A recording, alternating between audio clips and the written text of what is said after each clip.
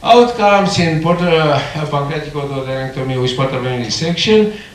This is from the literature. As you can see, compared with the classical technique, morbidity, 30 days mortality, 5-year survival are all comparable. So therefore, this underlies the idea that this portal vein invasion, it's just local invasion and not aggressive disease. But you'll see there is a situation when it is a difference in survival and results, which I will mention later. So also from the literature, median length of resected vein, 3.9. This is not big enough. Usually you can do an end-to-end anastomosis. Negative resection margin, it's a very pathologist-dependent definition. So the variation between 66 and 100% depends a lot on the pathologist. And histological proof of venous invasion is between 21 and 100%. I think 100% is too much because we all know that sometimes it's a connective tissue and not really a true invasion. Outcomes in pancreaticoduodenectomy with portal vein invasion. As you can see, here is the big difference. When there is no vein involvement, for sure there is a better survival, but when the vein is involved and histologically, the invasion is histologically proved, now it's a big difference in the curve of survival.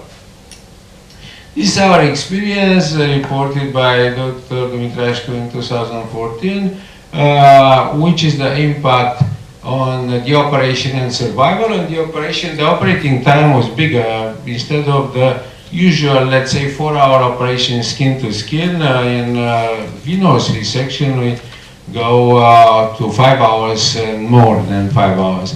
Also estimated blood loss, it's bigger, as you can see, and this is statistically significant. Regarding the type of resection, there is no statistically significant difference between R0 and R1. Regarding the postoperative complications and immediate postoperative mortality, also there was no significant difference between the two groups. So finally, regarding the survival, with or without venous resection, they are quite similar, except for the cases when the venous invasion is histologically proved. When it's histologically proved, there is a difference statistically significant. Now the correlation of the type of portal vein invasion with survival. Well, as you can see, here is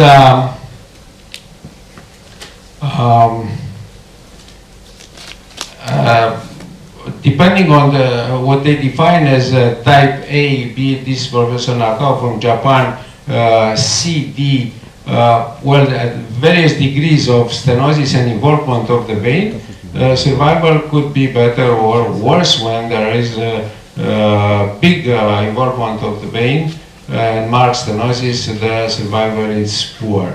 Now, from the literature, the important experiences, including the one from Hamburg, the one from Heidelberg. So as you can see, there are a series, even some of them very big, and the results were published starting as early as the 70s. The experience, it's continuing to accumulate, and analysis of morbidity, mortality, R0, resection, survival, and things like this showed definitely, except the cases of important invasion histologically proved, otherwise almost no difference with the cases of classical duodenopancreatectomy with no portal vein resection. Therefore, as a conclusion, the involvement of portal vein is no longer a contraindication for resection. If reconstruction is possible, or if a complete removal of the tumor is possible, we resect. A trend toward an increased morbidity and mortality rates should be expected. It's recommended to be performing high volume centers, definitely, and after a multidisciplinary approach. And routine neoadjuvant is not recommended. Well, this is quite, could be debated. We always actually decide the operation after multidisciplinary discussion and multidisciplinary conference, or when we discuss each case with the oncologist. But most of the time, if a tumor is resectable, we resect.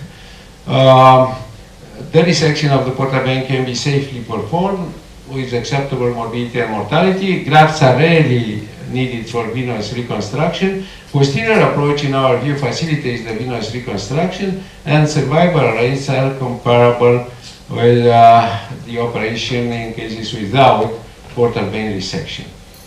And thank you very much for your kind attention.